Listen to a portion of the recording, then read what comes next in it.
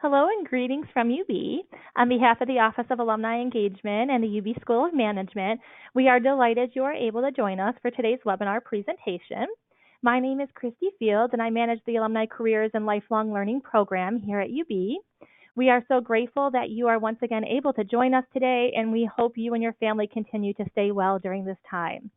It is my honor to welcome today's featured presenter, UB alumna and clinical assistant professor in the UB School of Management, Joana Gaia. In today's webinar, Joanna will be sharing her expertise in research on the topic of emergency management perspective, especially during a pandemic crisis.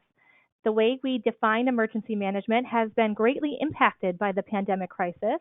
And while there were plenty of emergency preparedness plans available for a pandemic scenario, none of them were created on a holistic approach that takes into consideration how every single person is now a part of the emergency management framework we are having to navigate. The coronavirus pandemic is changing all of our lives, and we are completely redefining every aspect of our lives: work, family, leisure, and financial and emotional stability.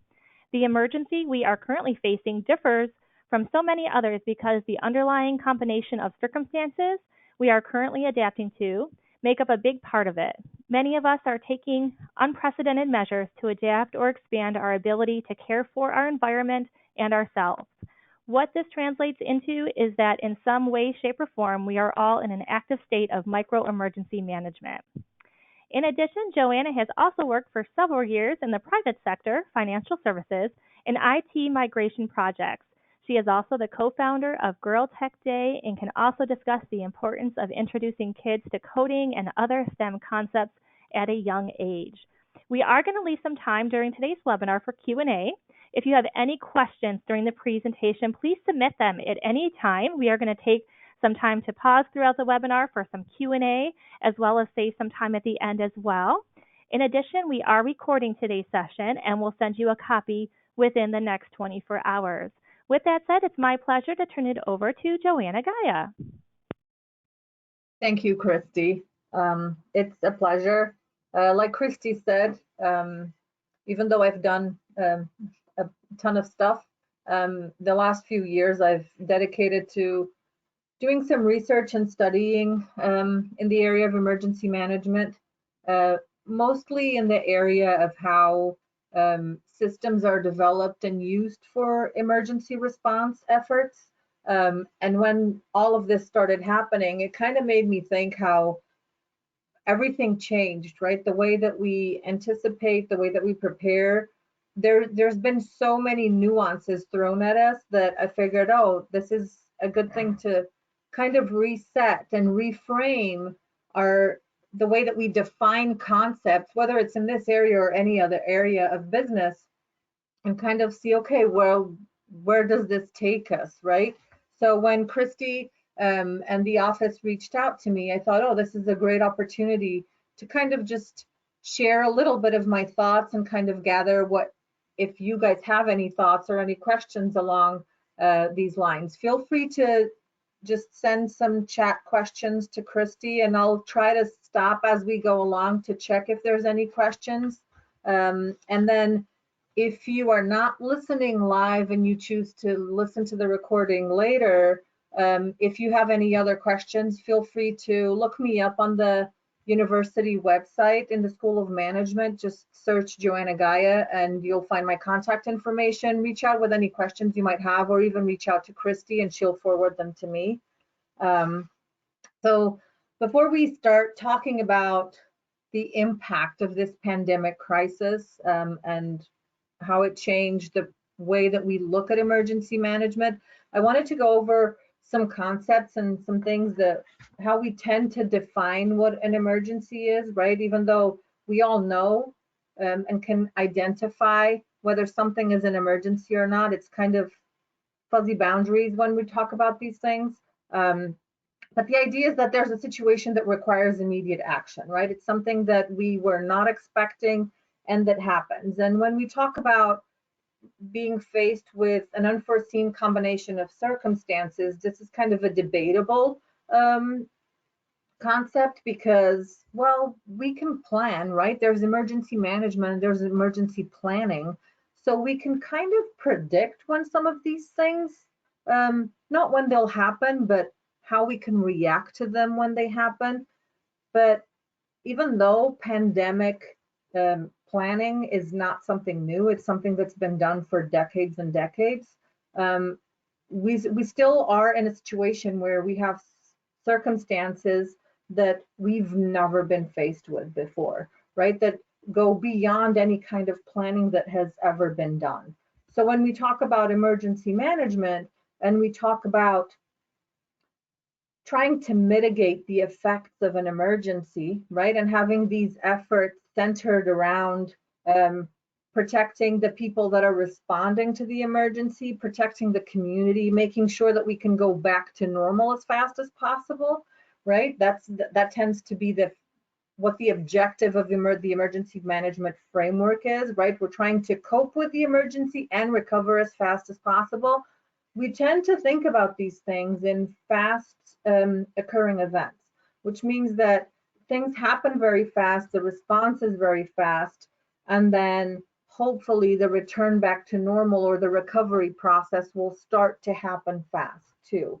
So when we talk about the response to emergencies, right, and we start implementing these plans and these response efforts, we talk about having a systematic approach to this.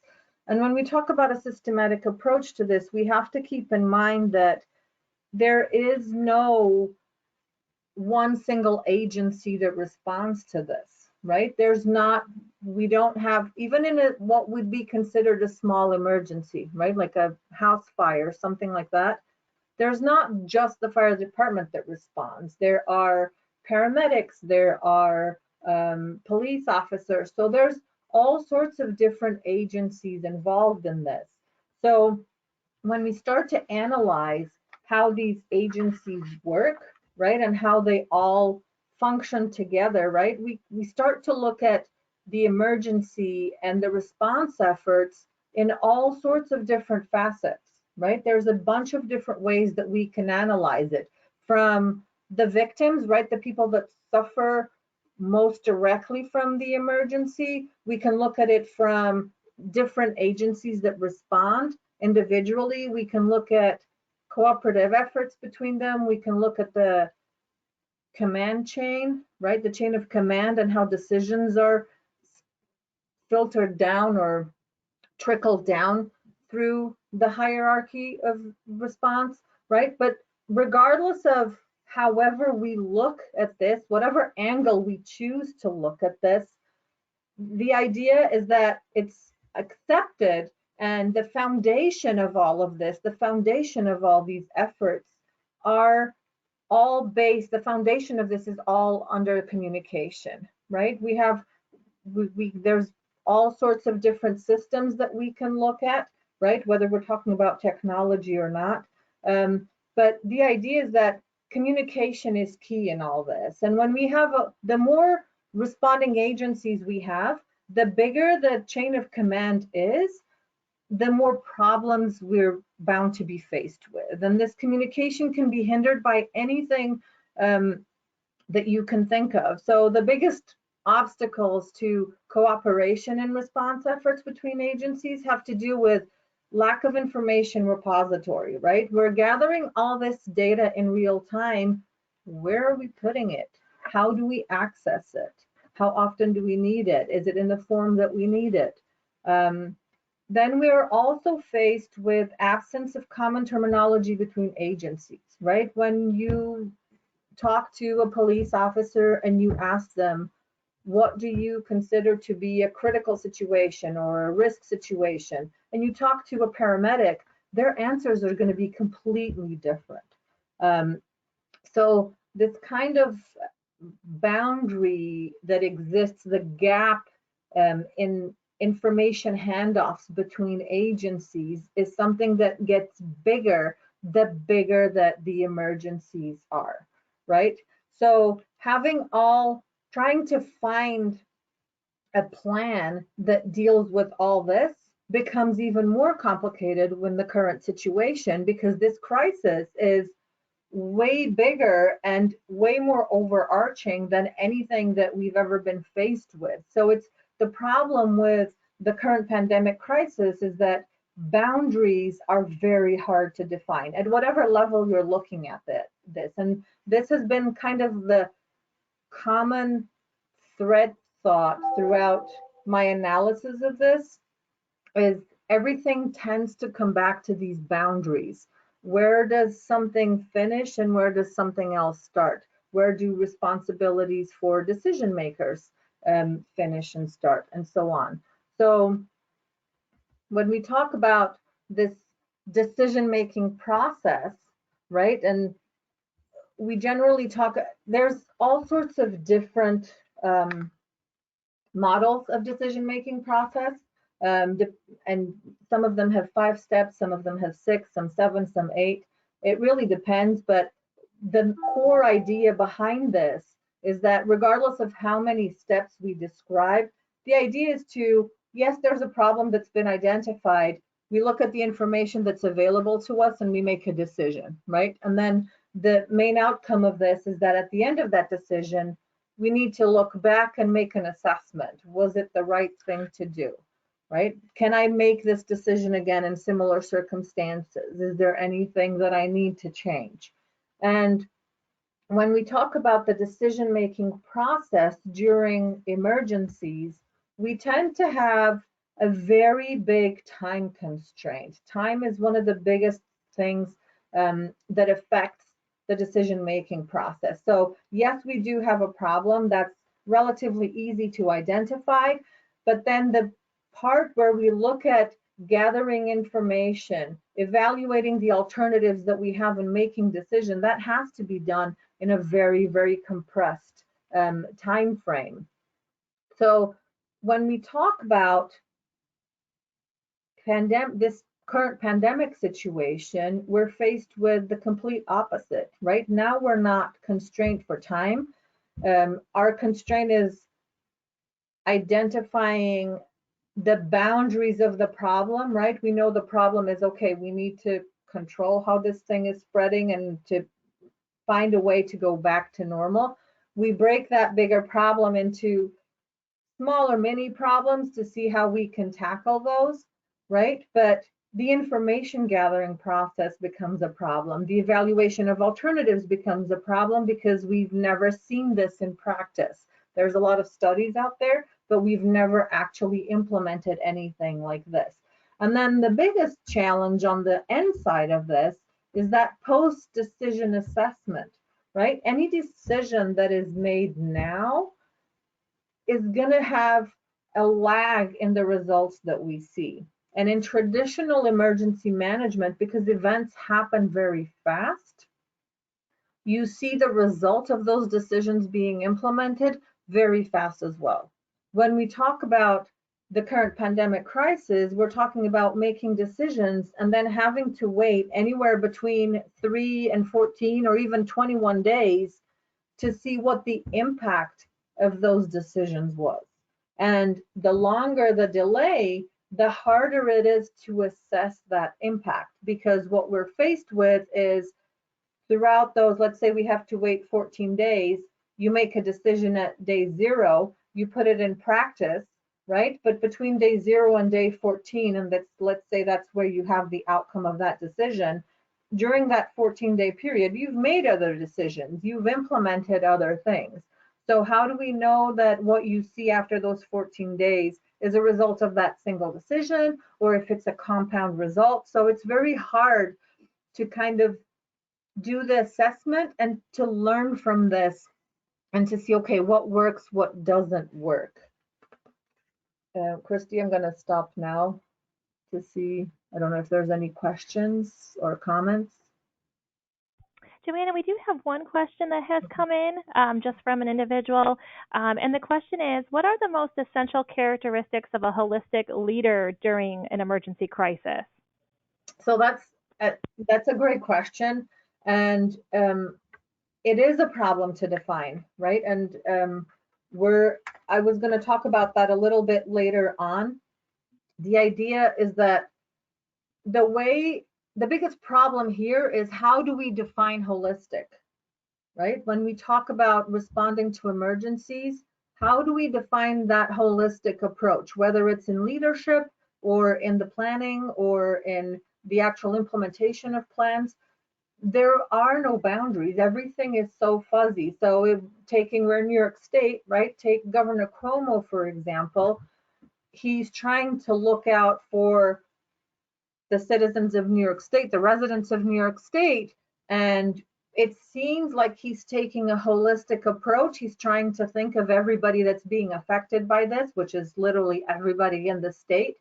But where does that stop? Does it stop at the state borders? It doesn't. And we've seen that the concept of physical and geographical and political borders is kind of gone, right? So the same happens with leadership.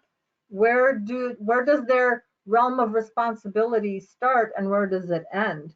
So the biggest challenge in my mind is that what's holistic is defining that, right? Once you define that, then it's just a matter of looking at the different parts of the plan and how this person, if there is one single person, can go about mitigating the effects of an emergency.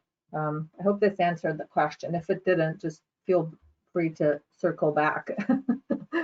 So traditionally, when we talk about emergency management and response, and this figure stems from a study that I did a few years ago about active shooter incidents. So that's why you see the different hospitals there and the trauma levels. There's that incident command figure on the bottom right of the slide. So what we're looking at here when we look at these types of emergencies typically, and we look at, okay, what if we have more than one incident, right, that are in two separate locations, right, but geographically close enough that we have a problem with resource allocation, right? When we start thinking about multiple concurrent incidents, the coordination of the response effort becomes way more complex, and resource allocation becomes paramount in the success of these response efforts, right? We want to make sure that we get back to normal, whatever that is, maintain that business continuity as much as possible. But how do we do that when we add that extra layer of resource allocation at a global level, so to say, right? Instead of being at a local level like we had here in this first slide, where we have two separate incidents, each one of them has a set of responders, and we'd consider each one of these a local incident. When we talk about global incidents where resources are shared, the complexity increases a lot, right? And while these typical emergencies that happen fast and that require, I don't know, ambulances, helicopters, whatever other response resources you might think of, now we're dealing with different kinds of resource allocation, right? So now we're dealing with having the USNS Comfort come into New York City to be a makeshift hospital that initially was supposed to be only for non-COVID patients, but then quickly government saw that that wasn't working, right? So how do we do this? How do we prepare and open up that, right? How do we create more hospitals? How do we get more hospitals beds? And now we're dealing with testing centers. Where do we set up where the tests are? Who's going to work at those testing centers, right? It's not just the infrastructure, it's not just the hospitals, but it's also the people that are working in these places, right? And sorry, I got a little bit repetition of that slide here. So it's when we talk about these things and we talk about all this kind of resource allocation, right? And we talk about, oh, pandemic crisis, pandemic studies and emergency management for pandemics is not something new. This is something that we've seen. There's studies done by the United Nations FEMA has guidelines for pandemic situations. The CDC have guidelines for pandemic outbreaks. The Joint Center for Bioethics actually had pretty extensive studies done back in 2005, 2006, when we started talking about H1N1. There's studies out there done by Harvard University that go beyond emergency planning and actually go into business, the concepts of business continuity. But even if you go back and look at all these studies, even if you go back and look at all of these guidelines and frameworks that were implemented in a pre-COVID era, right? And you compare to what we're facing now, what we're going through is completely unheard of. I was reading an article yesterday about the impact that this is having on higher education. And Rose Balanca, she's the president of Washtenaw Community College in Ann Arbor. She put a statement out that said that this is unheard of. She says, we're ready for a hurricane, a flood, a tornado. They've even done active shooter drills, but this is something that they've never been faced with. And this is something that is really hard to kind of figure out what the overreach of this is, because when we plan for pandemic situations, and if you go back and look at all the emergency management plans, what you see is, okay, how do we spread the disease? How do we set up a makeshift tent hospital like we saw happen in New York City? All of those things, but the impact on community, on the individual, is something that we've never accounted for. And that's where the biggest difference comes in when we talk about traditional emergency management and what we're facing right now. Christy, I'm going to stop again. Excellent, Joanna. We do have another question that has been submitted. Can you talk a little bit about preparations people should make so they are as safe as possible until first responders arrive, and give time for other response systems to arrive as well? I think in considering what we're living today, I think it really depends on the emergency, right? I think the main idea is to keep in mind, if you're ever faced with an emergency, whatever it may be, trust that there's experts. Trust that there are people who are trained to respond to these emergencies. If you want to stay safe, stay out of their way, basically. If you have information, provide as much information as possible, because information is key in emergency management and in the decision-making process. But the main thing is, let the professionals do their job. I think that's the best way in whatever situation you can think of. Try to prepare as much as possible. Like if you're talking about, I don't know, being at home or being at work, right? There's certain protocols and there's certain things that we can all learn on how to be safe in case of an emergency. What happens if there's a fire? What happens if there's, God forbid, an active shooter event? What happens if there's an earthquake, right? So there's guidelines that are available to the general public on how to act. But the main idea is, after something like this happens, it's situations are very fluid, but there are trained people to respond to this. So trust that they're going to do their jobs and they're going to do them well. That would be my biggest advice. So when we talk about, yes. We do have some more questions, Joanna, but let's go ahead. We'll continue on and we'll come back to these in just a few minutes. Okay. So when we talk about these experts that come in, right, and they come in at all sorts of different levels, because you've seen, our governor right now is an expert in New York State, right, in giving guidance. But even when we talk about this, we've seen that there's the resource allocation, right? The way that we define who gets what these shared resources are, how are we making decisions, becomes very complex and complicated because, again, we're faced with this notion of fuzzy boundaries. It's really hard to define whatever facet of the emergency management you look at this situation, whatever angle you choose to look at it from. It's really hard to define a scope and to say, hey, these are the clear boundaries of what I'm looking at. All the boundaries have become very fuzzy.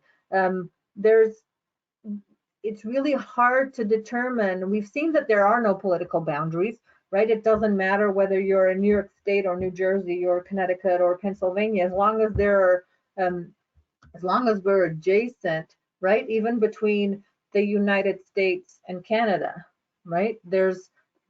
We're kind of restricted in the kind of travel that goes back and forth now. But the reason why that restriction was put in place is because these boundaries now are fuzzed out. It's really hard for the governor to say, oh, I am only looking at New York State. I don't care what anybody else does, because we know that people will travel, right? Geographical boundaries are kind of fuzzied out too, because when we look at, and you might say, what do you mean geographical boundaries are fuzzy? The geography is the geography, right? The country is the country, like there's the ocean, and it doesn't really matter if you take the political boundaries out of it. But what I mean by geographical boundaries being fuzzied is when we talk about, and this is going back, I'm just going to go back really fast to something like this, right, where we make the distinction between having local incidents and then having a global incident. That's what I mean about geographical boundaries being becoming more fuzzy. And this is because how do we define what's local, right? Are we looking at regional outbreaks? Well, what do we consider a region, right? If you look at the New York City region, that involves some of New Jersey, some of Connecticut, right? And then you start moving further north and further west. Where does Western New York stop, for example, right? Do we go all the way past Rochester? Do we include Syracuse in that or not? Right? So it's kind of hard to determine what we consider a local outbreak. Is Erie County, are we looking at Erie County as a locality, or are we looking at the whole of Western New York, or just the towns in Erie County? So defining what is local and what is global becomes very hard. And especially when we're talking about, right, when we talk about resource allocation, we've heard the governor say, oh, we're sending 400 ventilators to Massachusetts, right? We've seen on the news that there's groups of nurses and healthcare workers that are going from Western New York and upstate New York to New York City to help out there, and then in hopes of them being able to come up to other regions and help out when those other regions become more effective, if that more affected if that happens. But how do we manage all this, right? When there's the call for healthcare workers and they say we need help in New York City, in the region of New York City, how do we know with all this personnel that's going down there, how do we guarantee that when things start to get better in New York City, and if things start to get worse in Western New York or in Pennsylvania or Ohio, how do we avoid burnout, right? How do we avoid these people getting sick and dropping off that pool of resources that we have to share? Because that's something that needs to be taken into account when we do resource allocation and resource management. So kind of defining all these boundaries, right? Even of the chain of command, we tend to think of in a situation, in a large scale emergency like we're dealing with, we see, okay, we've got federal, then that goes down to state, and then that goes down to regional or county, and then that goes into city or town, right? Going all trickling down to the local municipalities. And that's how we tend to see the chain of command go. But we've seen that it's not that simple because, yes, we have federal guidelines, and then we have the state governors that are trying to put things in place. But we hear all the governors talk about how they talk to each other, right? Because those political boundaries are gone. It's not New York State by itself anymore. It's New Jersey and Connecticut and Pennsylvania and so on. So there's a need to kind of take a pause when we stop all this and we try to reassess and see, okay, what did our decisions bring us? How can we prepare for something if this happens again? How do we create a plan? All of this needs to be reassessed and redefined, right? How do we define the concept of chain of command, right? How do we make sure that all of these concepts in the hierarchy are not completely siloed off and that there is room for flexibility? So regardless of whether having fuzzy, not clearly defined boundaries, um, the implementation of plans and all of this, the main idea is still maintained, right? We need to develop response plans. We need to have tools that are flexible enough to accommodate all of these unknowns, to accommodate the not having the traditional boundaries and scope that we're used to seeing, and to allow us to scale up and down all the resources available. I'm going to stop again, Christy, before I keep. Absolutely. So, Joanna, another question that has been submitted has to do with crisis management and leaders. Yeah. So, can you talk a little bit more? What's the one thing a subordinate can do to manage a leader who might be insecure, paranoid, territorial, when we don't have the luxury of being polite in all situations? um, I think that flexibility is key here. I think that the biggest takeaway from all this is that we're all connected, we're all interdependent, we all have a part in this, um, and we're all human. Um, so my advice would be flexible, be kind. Um, it's fine to have different opinions. It's fine to have people not respond to this crisis in the same way that you would. Uh, but if you keep an open mind and if you focus on the fact that, okay, what is the best outcome in this scenario?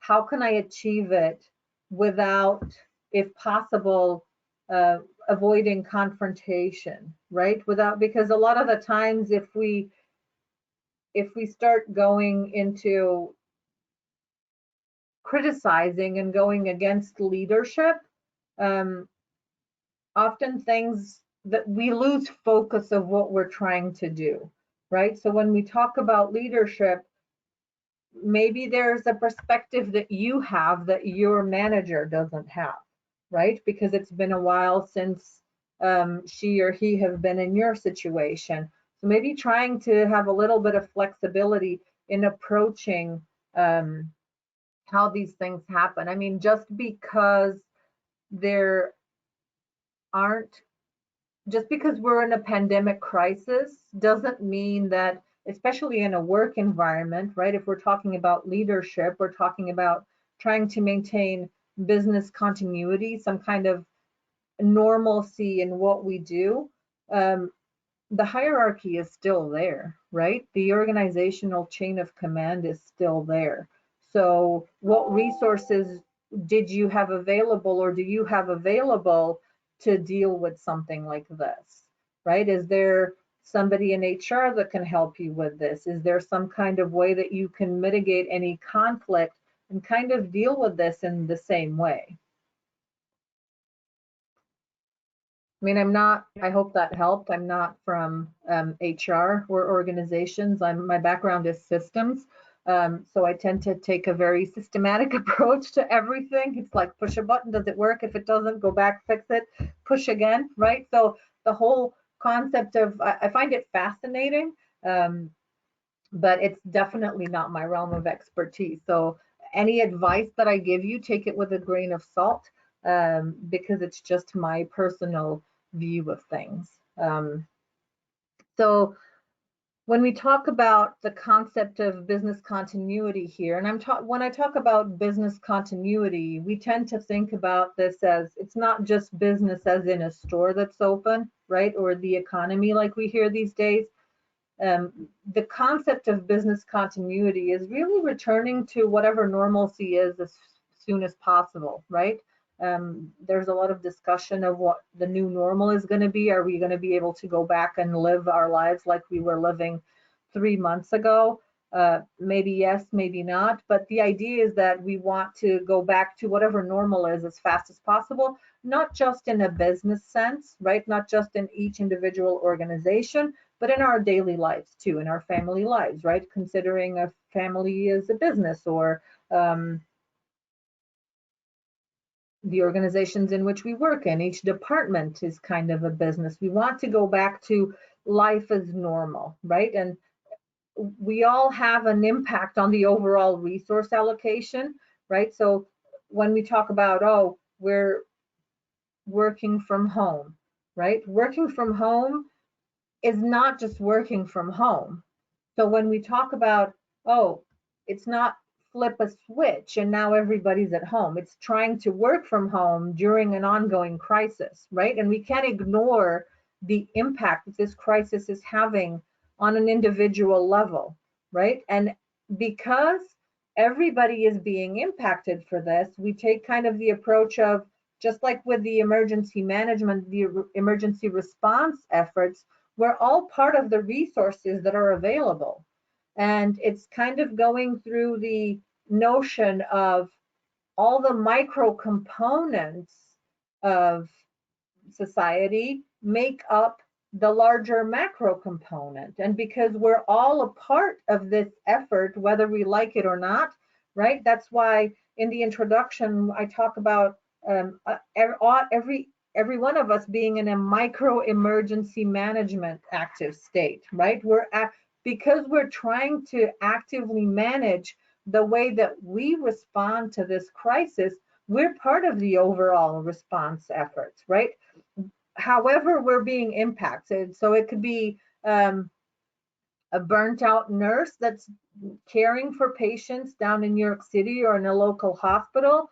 And it can be a college professor that has 120 students at home trying to deal with that, right? So whatever we do to get through this and to go achieve this business continuity makes us an active part of the management of the situation. So we need to kind of assess and go back to the key points of achieving this, right? We need to be aware of our situation as much as possible. How do we do that? Gathering information. Where do we get that information from? Who do we consider to be experts in the information that we need, right? If you look at the FEMA webpage has a full part of their webpage dedicated to rumor control in regards to the coronavirus pandemic, right? So we need to kind of raise the question, who are my experts? Who do I look to for information, right? What are resources? How do we define resources? Am I a resource in this, right? I would consider a passive resource, right? Because I'm part of the response efforts. I'm doing my part if I decide to stay home and wear a mask and not interact with people and maintain that physical distance, then I am a resource. I am responding to this, albeit passive, right? Not as active as somebody in the front lines, but I am part of it. So how do we manage all this resource allocation when we define and redefine and assess and reassess what's essential, what's not, right? How do we do that definition? How do we allocate based on that? How do we keep that supply chain going, right? When we talk about supply chain, it's not just I can't find chicken anymore. It's about the supply chain of human resources. It's the supply chain of technical resources, all the ventilators, all the nurses, right? How far does this situation trickle down to the individual level, right? And this rolls us back to that question about leadership, right? And how far does that leadership go? It's really hard, right? And I keep bringing up Governor Cuomo because we're in New York State, right? Or if you want to take the President of the United States, right? How far does that responsibility trickle down when we're all affected at an individual level, right? So in addition to taking all of these things into consideration, I think one of the biggest things to take away and to kind of reassess is the need to incorporate an ethical framework into emergency preparedness plans, not just for pandemics, but for every kind of emergency, because we're being faced with ethical choices that are also not easy to define, right? You get faced with the choice, okay, you go to the store, like, for example, I try to go to the store every 5 or 6 days. That's the longest I can go. I have 4 kids. There's 3 teenagers.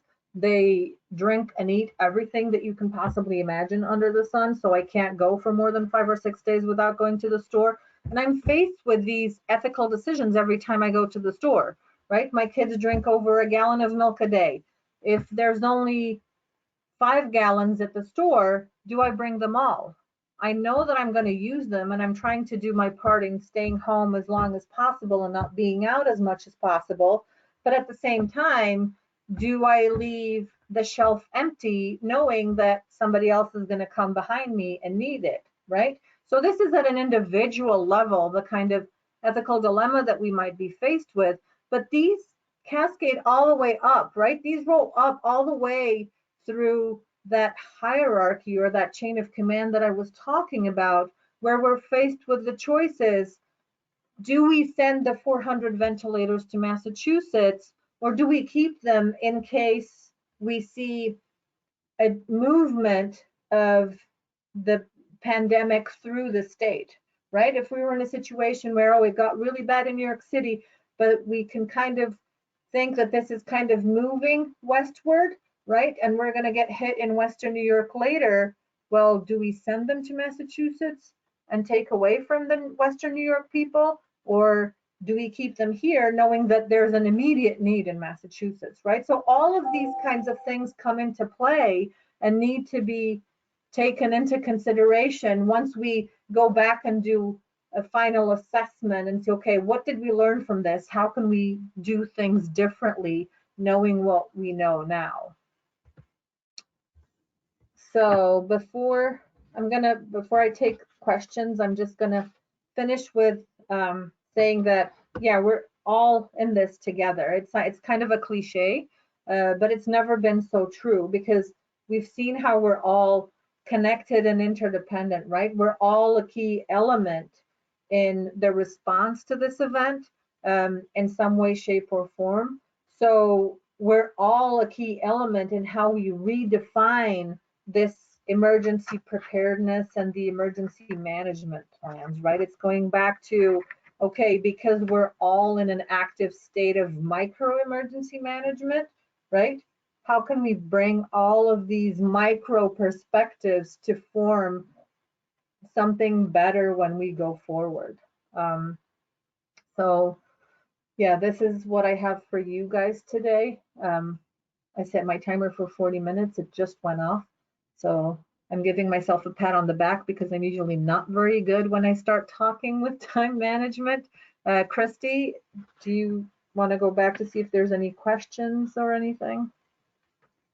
Absolutely, Joanna. Thank you so much for sharing such a relevant and timely topic with us. We have a couple of questions that have been submitted. The first question that I'm going to read to you, a two-part question, but let's start with the first part first. So, as a business continuity professional, there is a lot of discussion of the new normal. What do Mhm. you think the new normal for emergency management or business continuity professionals will look like? I really believe that in terms of emergency response professionals and in the emergency management arena, I think the new normal is going to be based on a more flexible foundation. I think it's going to be based on more cooperative efforts. And I do believe that this is going to push us in a direction where there's going to be more effort put into the systems that kind of and the tools that we have available to respond to emergencies. So when I going back to those slides when I talked about um, looking at emergency management in active shooter events, one of the biggest things and one of the things that I focused my research on were the existence of systems, right? How do we make sure that we have all the information that we need is put in one place, right? In a situation of an active shooter event or a big fire or an explosion or something like that, what you'll have is you'll have healthcare professionals coming in, for example, paramedics or something like that. They don't care if a victim is called Joanna or John or whatever it may be, right? They care that the victim is a male or a female, approximately how old they are, and any other physical characteristics that can help in providing health care to that person, right? When you talk to a police officer that responds to a situation like that, they don't care about any physical characteristics that you might have. They care about what your name is, what your contact information is, who's your emergency contact, right? And those are things that the paramedics typically don't have their hands on. So when we talk about bringing all this information together, right, and doing kind of trying to do resource allocation and management, right? Who's more sick? Who goes in what ambulance? Who goes to which hospital? The police need to know where that person is, what that person's name is, who to contact on their behalf. So all of these are things that are very intuitive and very logical, but there are no tools, no actual physical systems that would do this. And when we start thinking about emergency management at a large scale, creating these tools, making these things available is something that costs money and takes time. Well, then who's going to pay for it? Whose responsibility is to put money into the development of these things? So I think traditionally we've been like, oh, we don't need it, we can live without. I think that we're going to have to go back and reassess and say, okay, how can we have something that can be deployed, a plan, whatever it may be, that can be deployed and reused and that's flexible enough to accommodate all these participants in the response efforts. Excellent. Thank you so much. And I believe you touched on the part two of that question as well. So we'll move on to the next question that was submitted. And this question is stating, are you thinking we need a national structure for emergency management? So similar to maybe the military structure where we have 4 branches of service and 1 commander in chief. And if so, what would your ideal model be? Well, I there is something like that, right? We have FEMA.